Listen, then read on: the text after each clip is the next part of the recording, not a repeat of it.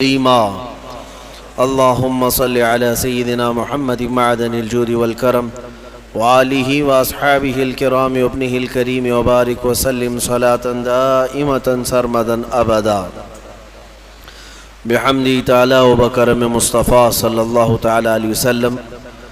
آج کی شب میں قرآن عظیم کے 23 پارے مکمل ہو چکے اور الحمدللہ آج ہم نے سورہ یاسین شریف کی بھی تلاوت کی ہے۔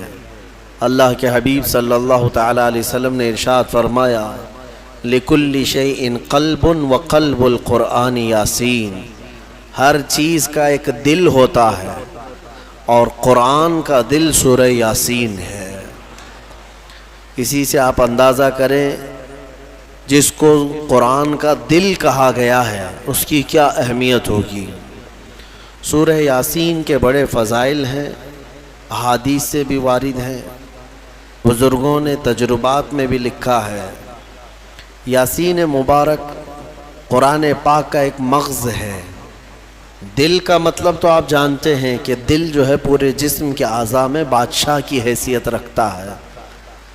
تو قرآن پاک میں سورہ یاسین آپ کو معلوم ہونا چاہیے، ہجرت کی رات جب رسول کریم صلی اللہ علیہ وسلم اپنے گھر سے نکل کر مدینے کی طرف جا رہے تھے اور آپ کے گھر کے اطراف مکہ کے کفار و مشرکین محاصرہ کر کے قتل کے ارادے سے کھڑے تھے، اس رات کو حضور پاک صلی اللہ تعالی علیہ وسلم کے لبوں پر سورہ یاسین کی تلاوت تھی۔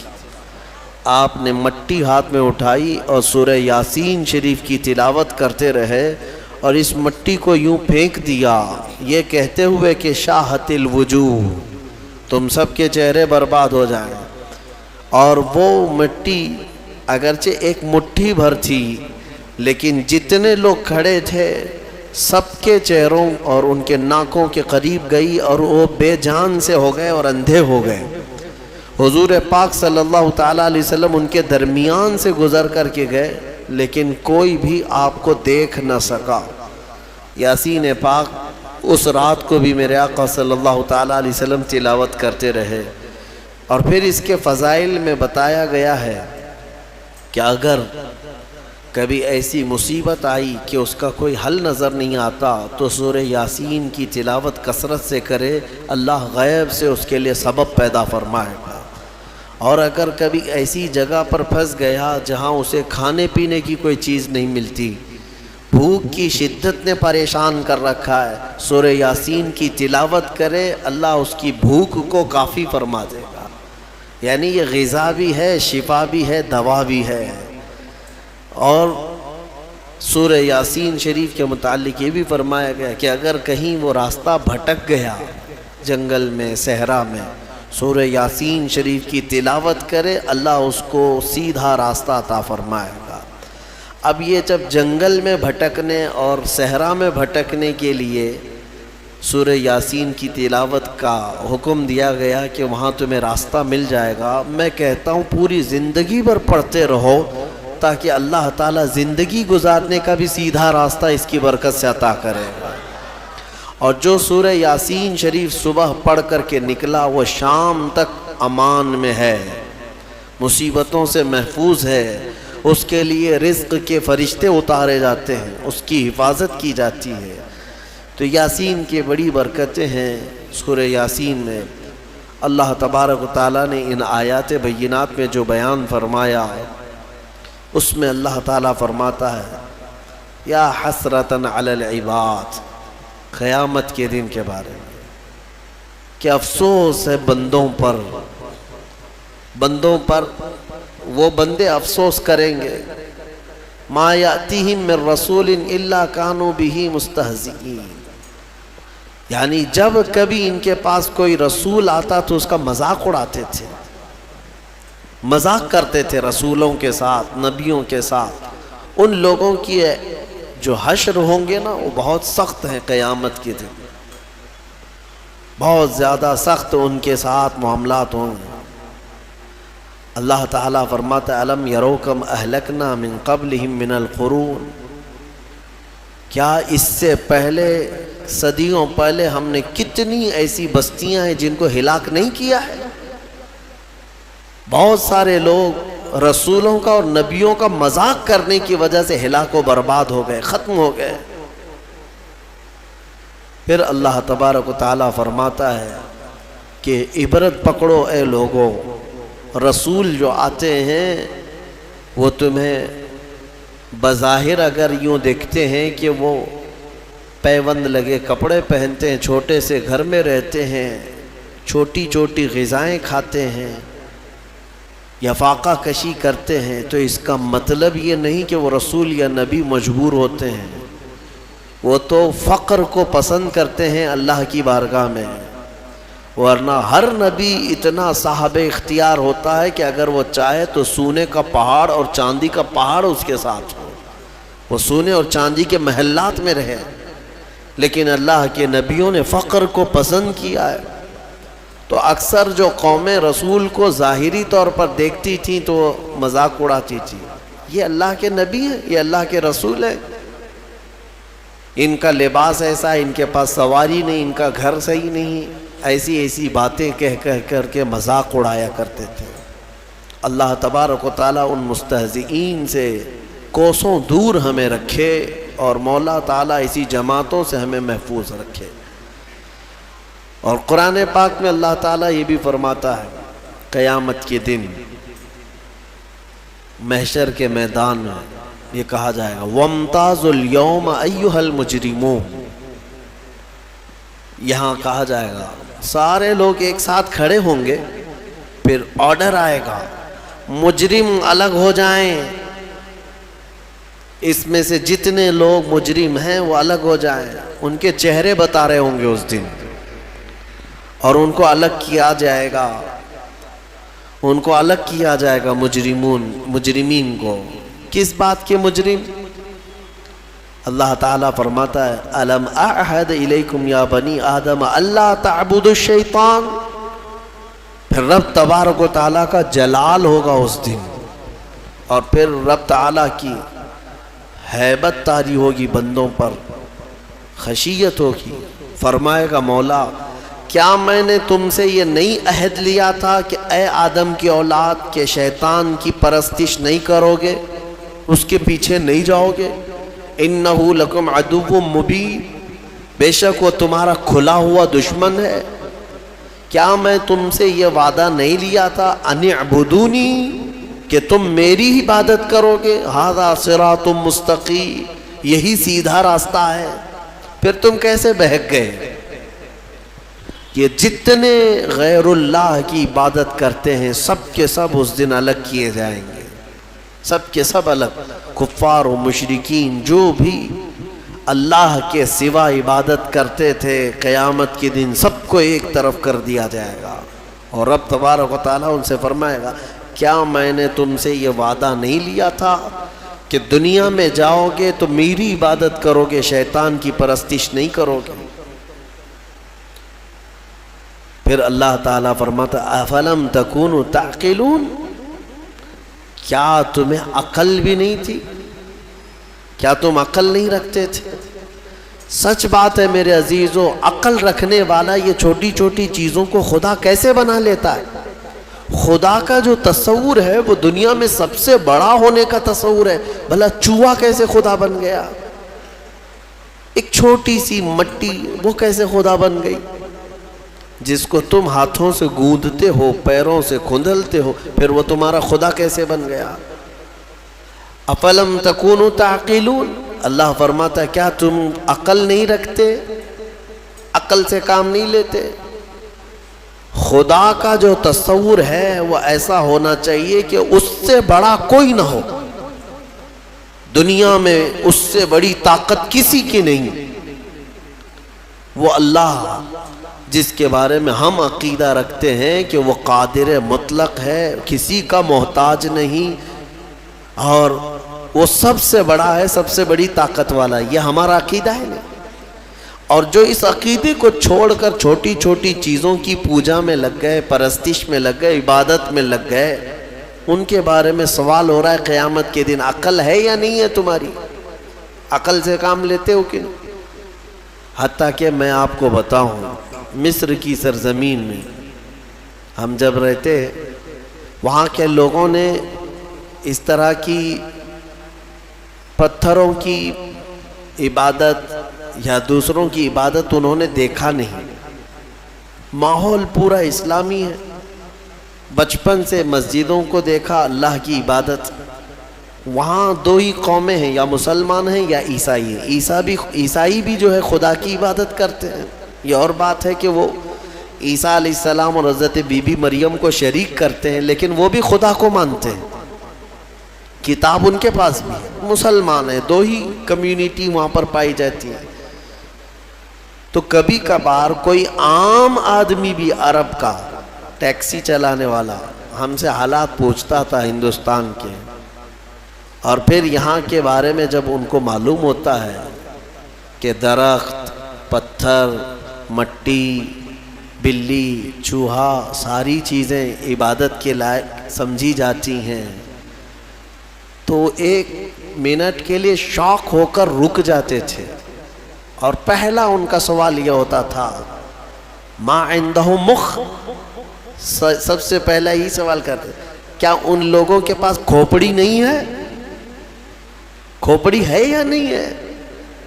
تو یعنی ایک عقل رکھنے والے کے لیے تعجب کی ہی بات ہے کہ میرے سے کمزور میرا خدا کیسے ہو گیا، جس کو میں جب اٹھا رہا ہوں۔ ایک صحابی ہے، حضور پاک صلی اللہ تعالیٰ علیہ وسلم کی بارگاہ میں آئے اور کہتے ہیں یا رسول اللہ صلی اللہ علیہ وسلم، زمانے جاہلیت کے جب آپ ایمان نہیں لائے تھے، کچھ کام ایسے ہیں، ایک کام مجھے یاد آتا ہے تو بہت روتا ہوں، اور ایک کام ایسا ہے وہ یاد کرتا ہوں تو ہنستا ہوں۔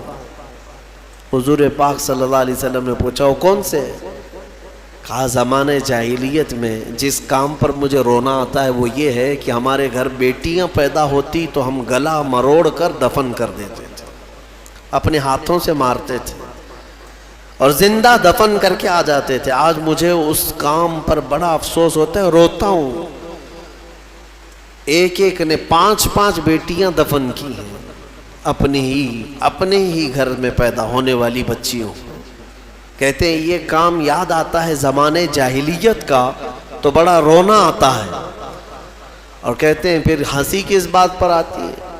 وہ کہتے ہیں ہم زمانے جاہلیت میں ہمارے جو خدا ہوتے تھے، آٹے کے خدا ہم بناتے تھے جب کبھی سفر میں جانا ہوتا تھا، اور ہر ایک کا الگ، ہوا کا الگ تھا، بارش کا الگ تھا، دھوپ کا الگ تھا، زمین کا الگ، آسمان کا الگ، بیماریوں سے صحیح کرنے والا الگ، سب کے الگ الگ تھے۔ تو ہم وہ آٹے کے بنا کر کے سفر میں لے کر کے چلتے تھے کہ سفر میں ہمارے ساتھ رہے گا ہمارا یہ خدا، اور اس کی عبادت بھی کرتے تھے۔ اور وہ صحابی کہتے ہیں لیکن بیچ میں کبھی غلہ اناج ختم ہوتا تو کبھی اس کا ہاتھ توڑ کے کھاتے تھے، کبھی پیر توڑ کے بھون کے کھاتے تھے۔ تو یعنی اپنے ہی خدا کو ہم جو ہے ادھر سے ادھر سے توڑ کر کے پکا کر کے کھاتے تھے۔ آج مجھے اس بات پر افسوس ہوتا ہے، ہنسی بھی آتی ہے کہ عقل کے بغیر کیسے کام کرتے تھے۔ بہرحال قرآن یہ سوال کرتا ہے افلم تکونوا تعقلون، کیا تم لوگوں کو عقل نہیں رکھتے تھے؟ پھر اللہ فرماتا ہے ہذہ جہنم التی کنتم توعدون، یہ وہی دوزخ ہے جس کا تم کو وعدہ کیا گیا تھا، آؤ اس میں۔ جتنے اللہ کو چھوڑ کر عبادت کرتے رہے سب کو بلایا جائے گا، اصلوها اليوم، اللہ تعالیٰ فرماتا ہے آج کے دن سب کو اس میں ڈالو، ان سب کو ڈالو۔ جہنم کی کیفیت کیا ہوگی پتہ ہے؟ جہنم اس دن پکڑ کر کے لائی جا رہی ہوگی، فرشتے اس کو لا رہے ہوں گے۔ کتنی بڑی ہے جہنم یا دوزخ، یہ کتنی بڑی ہے، اللہ اکبر، اندازہ نہیں کر سکو گے۔ ایک دوزخی، ایک جہنمی جو ڈالا جائے گا، یہ نہیں جو ہماری شکلیں ہیں۔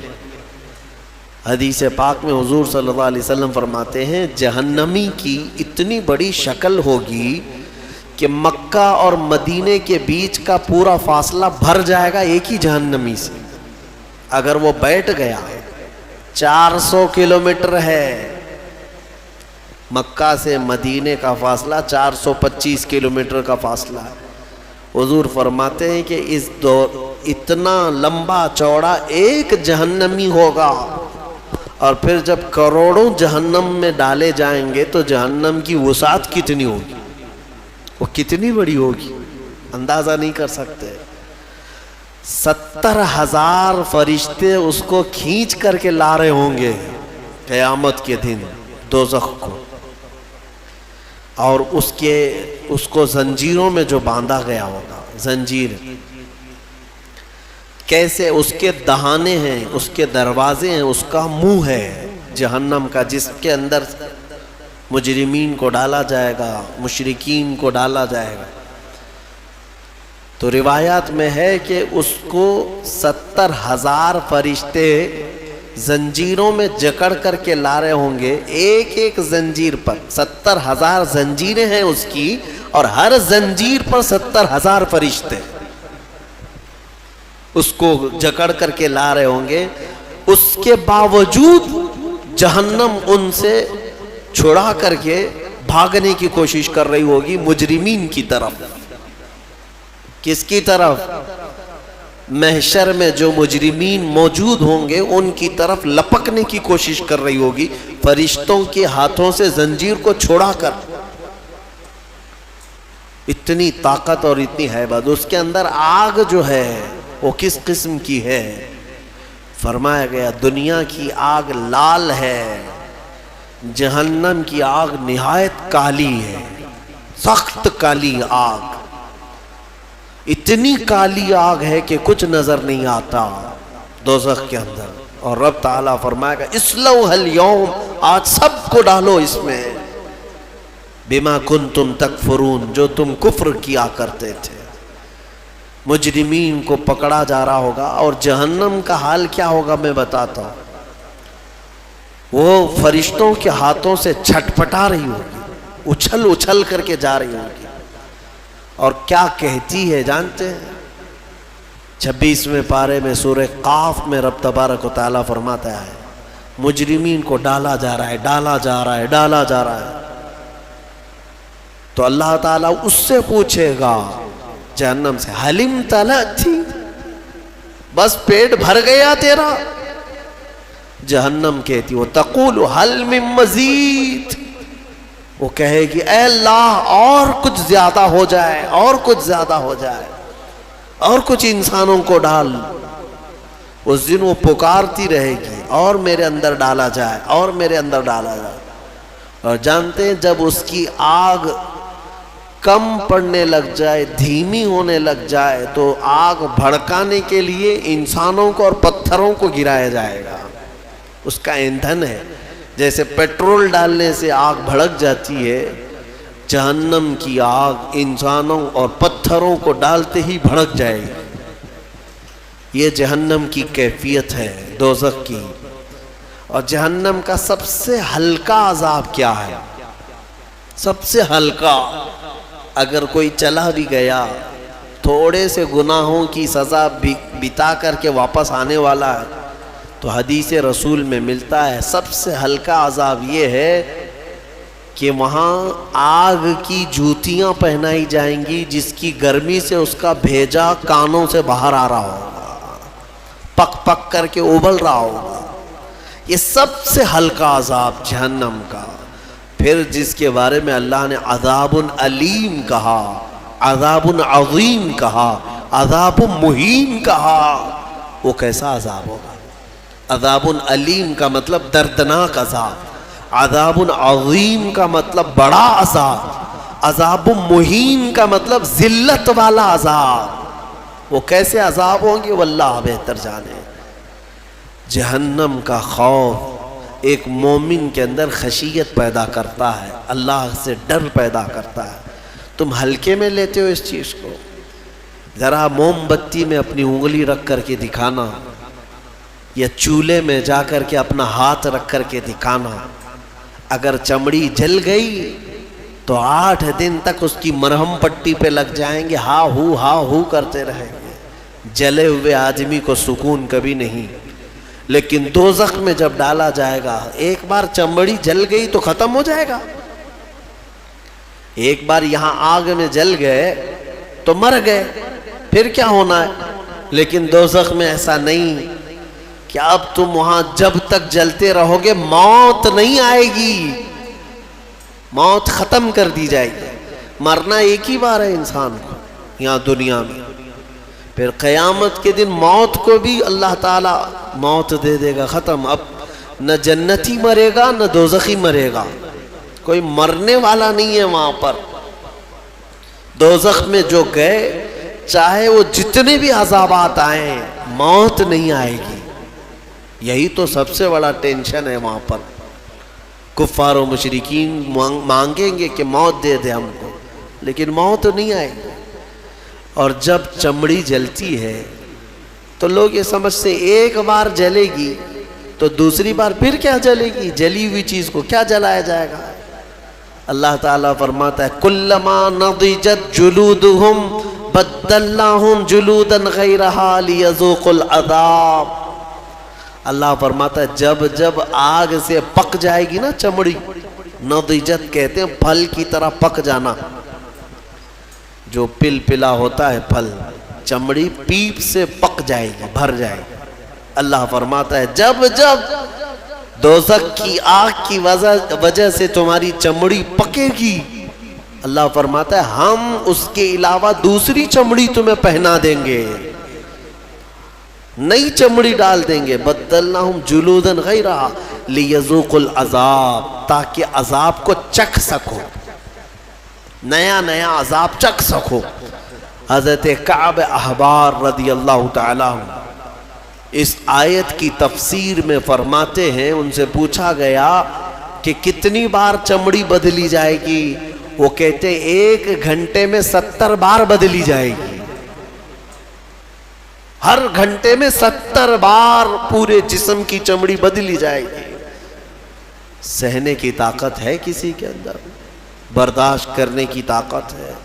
اسی لیے مجھے وہ دعا یاد آتی، حضرت سفیان ثوری رو رو کر کے دعا کرتے تھے، بڑی پیاری دعا ہے، اللہ کی بارگاہ میں یوں کہتے تھے الہی لست للفردوس اہلا، اے میرے مولا میں تیری فردوس بری میں جنت میں جانے کا اہل تو نہیں ہوں، میں تیری جنت میں جانے کے قابل تو ہوں نہیں، ولا اقوی علی نار الجحیم، اور نہ ہی میں تیرے دوزخ کے عذاب سہنے کی طاقت رکھتا ہوں، یہ بھی تو میرے اندر طاقت نہیں ہے۔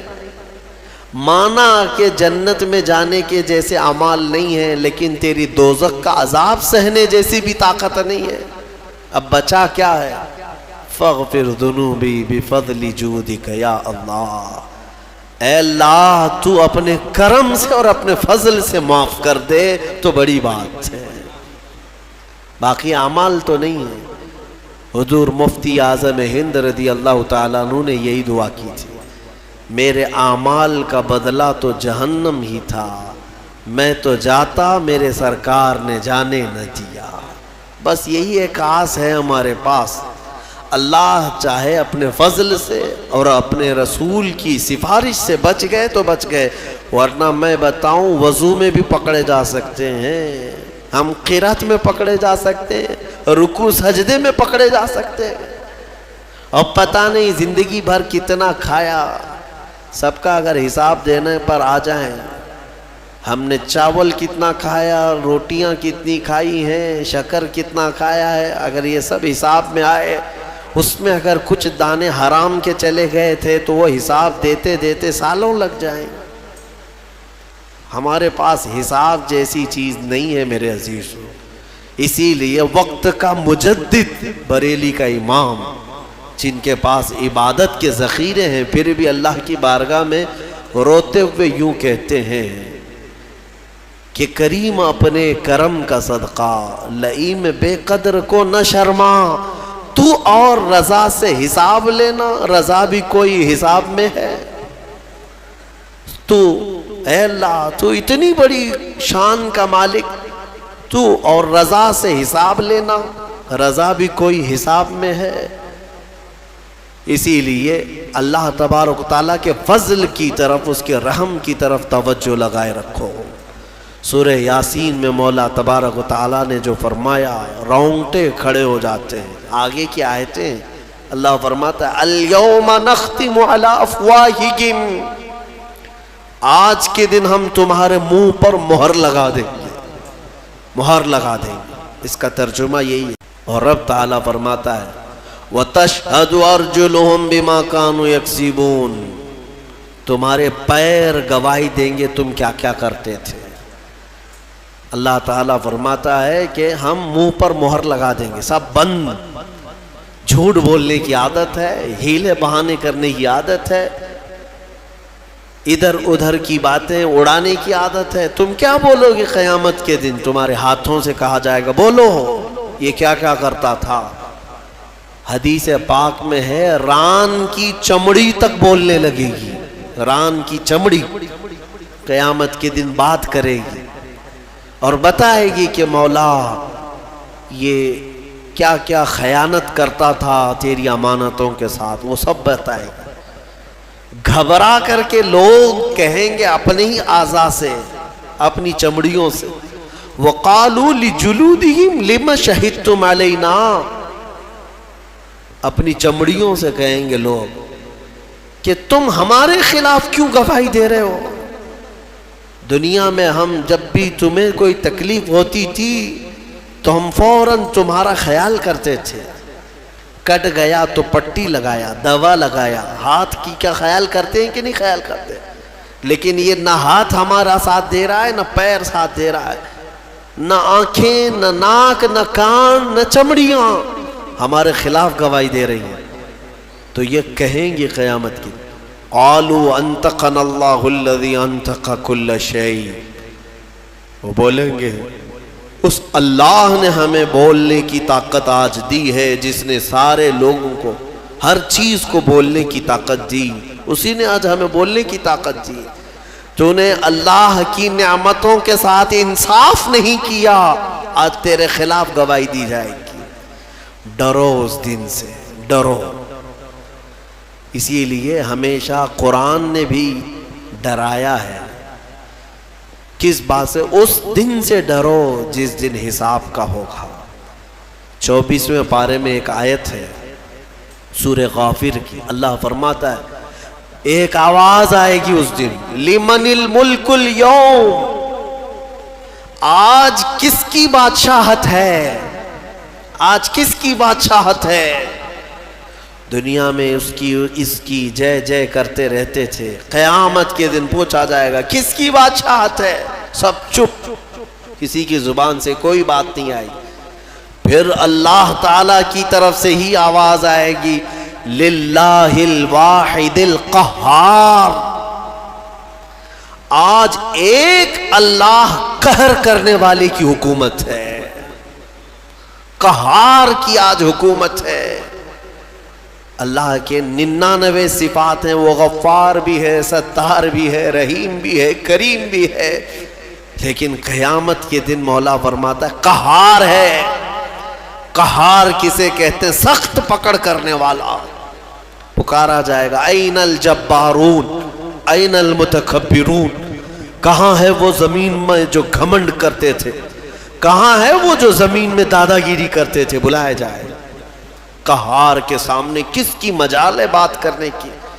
تمہیں پتا ہے اللہ کے نبیوں کا حال یہ ہوگا، موسیٰ علیہ السلام جو جلیل القدر پیغمبر ہیں وہ تک کانپ رہے ہوں گے وہاں پر اللہ کے جلال سے۔ آدم علیہ السلام سے لے کر عیسیٰ علیہ السلام تک انبیاء کرام کہیں گے آج ہمیں بات کرنے کی جرات نہیں ہے اللہ کی بارگاہ، نبیوں کی بات کر رہا ہوں۔ ماں و شما چھوڑو، تم کس کے اس کے بھروسے پہ بیٹھے ہو؟ نبیوں کا حال یہ ہے کہ ہم بات نہیں کر سکیں گے آج۔ اس بھرے مجمع میں قرآن کہتا ہے سورہ نجم کی آیت وَكَمْ مِن مَلَكٍ فِي السَّمَاوَاتِ لَا تُغْنِي شَفَاعَتُهُمْ، آسمان میں کتنے بڑے بڑے فرشتے ایسے ہیں، اللہ فرماتا ہے ان کی سفارش کام نہیں آئے گی، ان کی کسی کی سفارش کام نہیں آئے گی، شیئن الا باذن اللہ، مگر اللہ جسے اجازت دے۔ اس بھرے مجمع میں ڈر اور خوف ایسا ہے کہ ایک نبی بھی بولنے کو تیار نہیں، ایک فرشتہ بھی بات کرنے کو تیار نہیں۔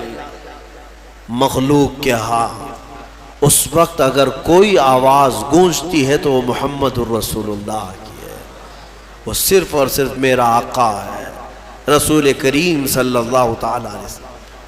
اس لیے کہ اس بھرے مجمع میں اللہ کے حبیب صلی اللہ تعالی علیہ وسلم ہی سفارش کر کے اللہ کے غضب کو ٹھنڈا کریں گے، اللہ کی ناراضگی کو کم کریں گے۔ وہ سجدے میں چلے جائیں گے تو سر نہیں اٹھائیں گے، مولا فرمائے گا اے محمد سر اٹھاؤ، آپ جس کی سفارش کریں گے قبول کی جائے۔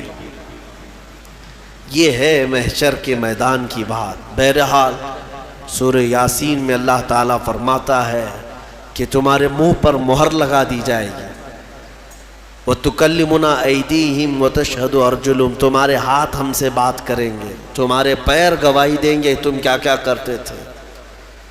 اور اللہ تعالیٰ فرماتا ہے وَلَوْ نَشَاءُ لَطَمَسْنَا عَلَىٰ أَعْيُنِهِمْ، اگر ہم چاہیں تو تمہارے چہروں پر یا تمہاری آنکھوں پر پوری طرح سلائیاں پھیر دی جائیں گی، بند کر دیا جائے گا، یہاں پر بھی دنیا میں۔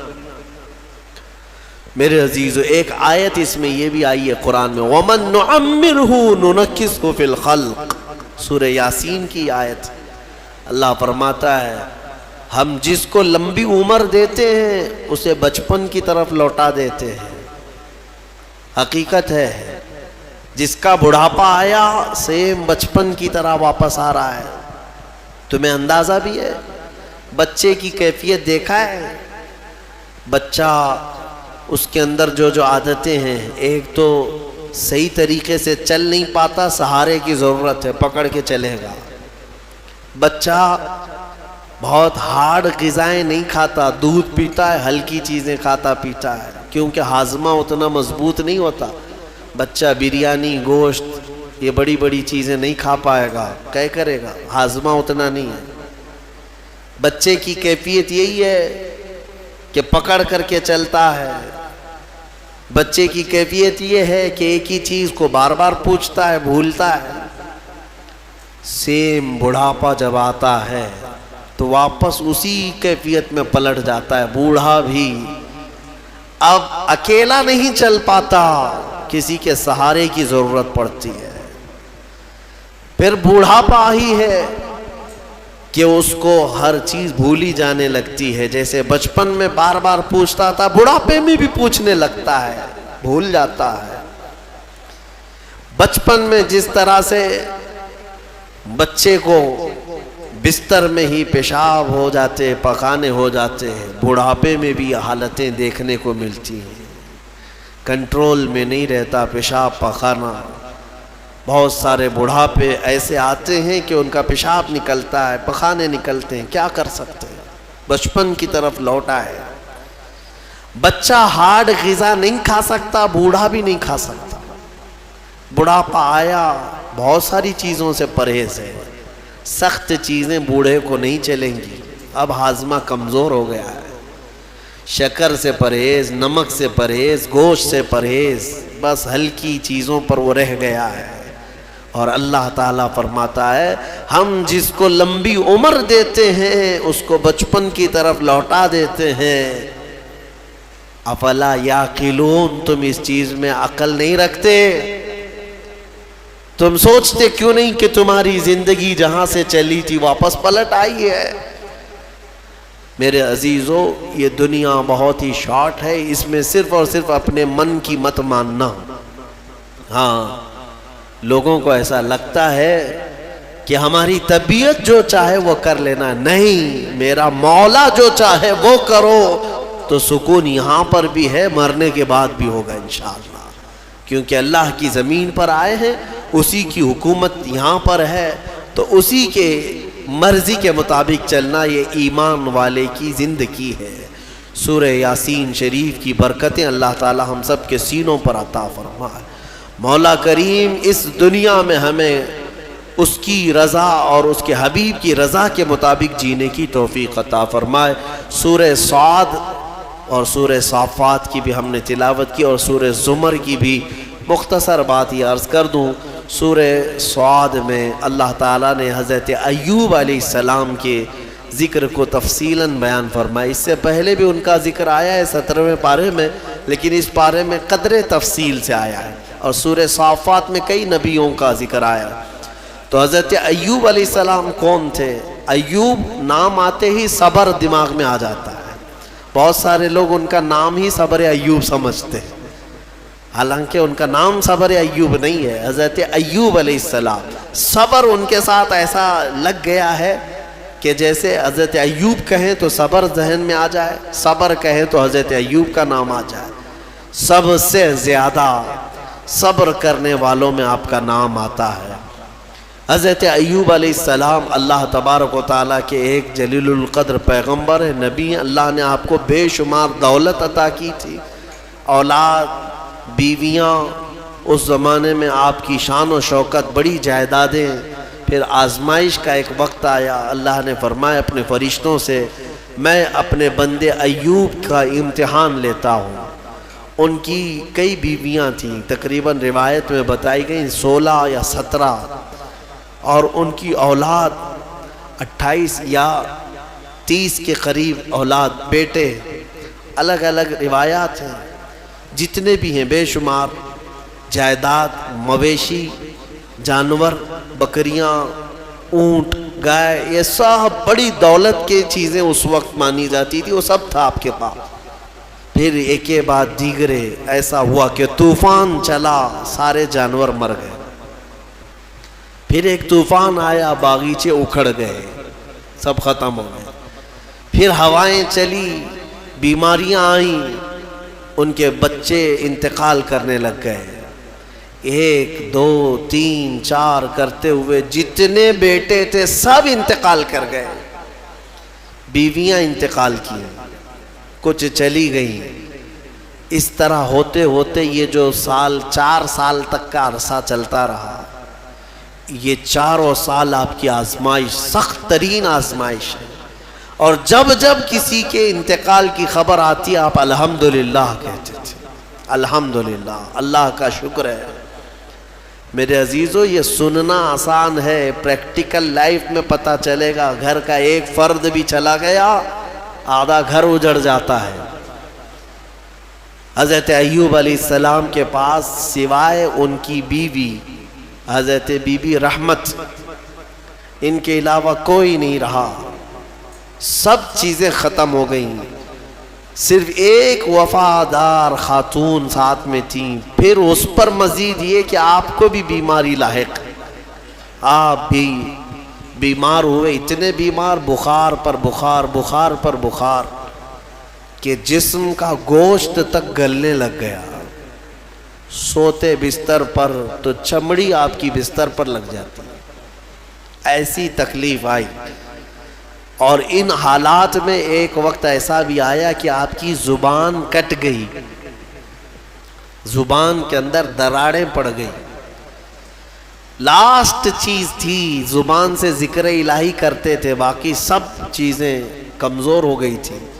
تب حضرت ایوب علیہ السلام رو پڑے اللہ کی بارگاہ میں، یوں عرض کیا، رب انی مسنی الضر وانت ارحم الراحمین، اے میرے مولا تکلیف مجھے پہنچی ہے لیکن تو سب سے زیادہ رحم کرنے والا ہے۔ یہ نہیں کہ مجھی کو کیوں، یہاں اتنے گناہ کر کے بیٹھے ہوئے ہیں اور بستر میں جا کر پھر بولتے ہیں اللہ مجھی کو کیوں کر رہا ہے؟ تیرے گناہوں کی وجہ سے اگر اللہ تعالیٰ دینے پر آئے کب کے مر جانا چاہیے تھا۔ اس رحمان نے تو بہت رحم کیا ہے۔ پھر لوگ یہ کہتے ہیں میرے ہی ساتھ ایسا کیوں ہو رہا ہے، مجھے کو ایسا کیوں ہو رہا ہے، میں نے کس کے ساتھ کیا کیا ہے؟ تم نے سب سے بڑا دھوکہ تو اللہ ہی کے ساتھ کیا ہے، اس کی پوری عبادتیں ہی نہیں کی، دوسروں کی بات میں چھوڑو۔ جس کی عبادت کے لیے آئے تھے وہی کمپلیٹ نہیں کیا اور پھر پوچھتے ہو میں نے کیا کیا ہے؟ اگر اللہ تبارک و تعالی عدل کرے، ایک نماز کے بدلے ایک ہاتھ چلا جائے تمہارا تو بچے گا کیا؟ جتنی نمازیں چھوڑے ہو، جتنے روزے چھوڑے ہو، جتنی زکوٰۃ دبائے ہو، کئی لوگوں کے کیا کیا فرائض باقی ہیں، ان سب کی پاداش میں اگر ہر چیز تمہاری ایک ایک نعمت چھین لی جائے تو جسم میں بچے گا کیا؟ کچھ نہیں بچے گا۔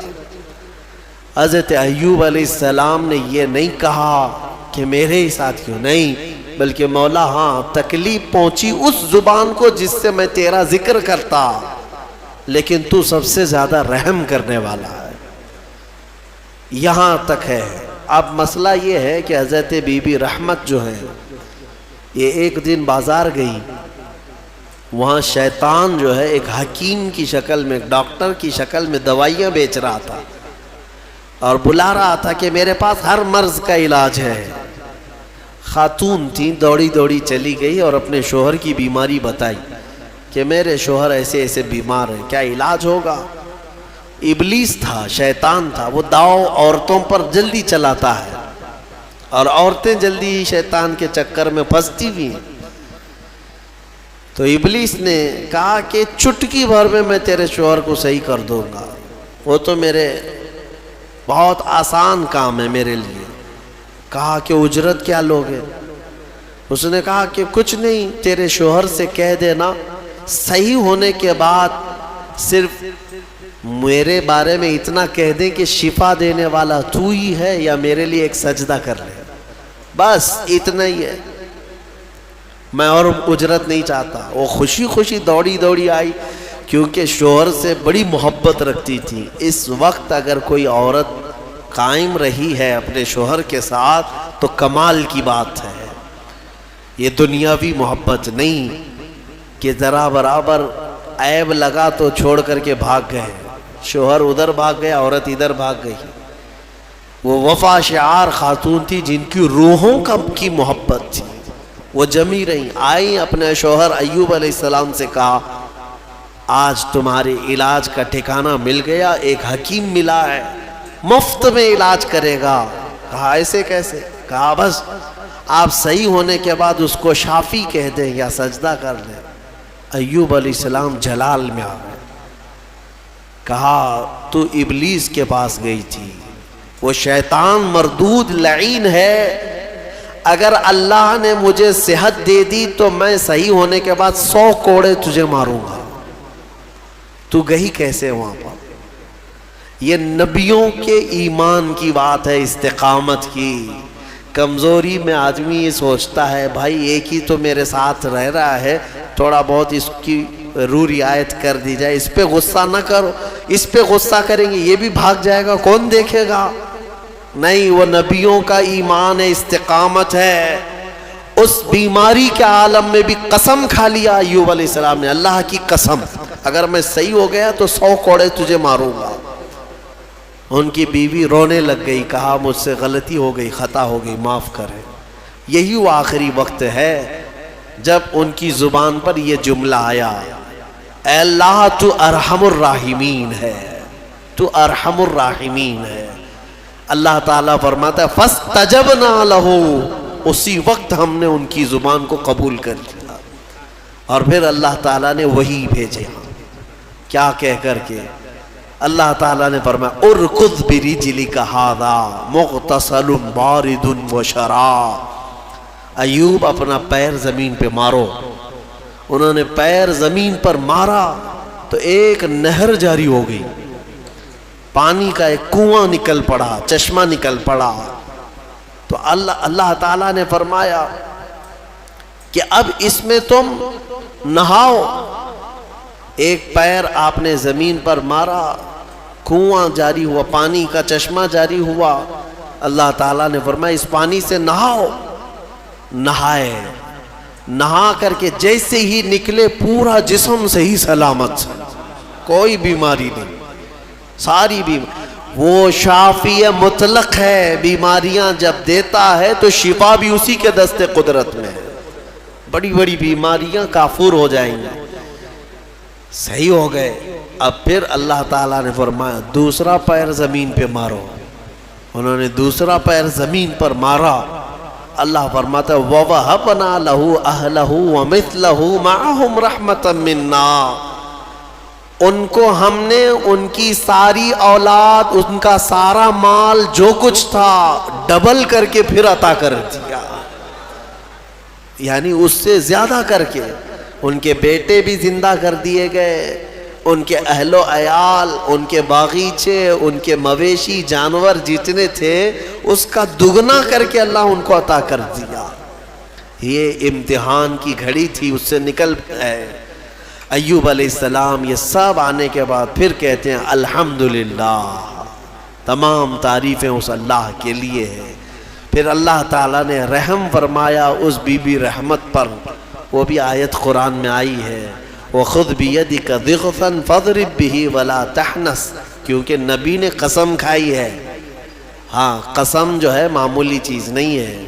تم صبح سے شام تک 100 قسمیں کھاتے رہتے ہو، ماں کی قسم، باپ کی قسم، ہاں خدا کی قسم، قرآن کی قسم، گلہ پکڑ پکڑ کر کے قسم.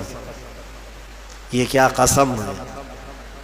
قسم کا اندازہ بھی ہے تمہیں؟ ایک قسم توڑو گے اس کا کفارہ یہ ہے کہ 10 روزے رکھنے پڑیں گے. فَكَفَّارَةُ إِطْعَامُ 10 مثلا 10 مسکینوں کو کھانا کھلانا پڑے گا، یا پھر 3 روزے رکھنے پڑیں گے. ذَلِكَ كَفَّارَةُ أَيْمَانِكُمْ، تمہاری قسموں کا ایک کفارہ ہے. او کسوتم او تحریر رقبہ فمن لم یجد فصیام 3 ایام. اللہ نے فرمایا یا تو ایک غلام آزاد کرو یا ان کو کپڑے پہناؤ 10 مسکینوں کو. ایک قسم کے بارے میں یہاں تو کتنی قسمیں کھاتے ہو اور توڑتے رہتے ہو. اور اللہ نے یہ بھی فرمایا ہے لا تجعلوا اللہ عرضۃ لایمانکم، تم اپنی قسموں کا نشانہ اللہ کو مت بناؤ، یہ گناہ ہے. اور حضور پاک صلی اللہ علیہ وسلم نے یہ بھی فرمایا منافق کی علامت ہے بات بات پر جھوٹی قسمیں کھاتا ہے. اللہ ایسی چیزوں سے بچائے. لیکن نبی نے قسم کھائی تھی تو وہ پورا کریں گے.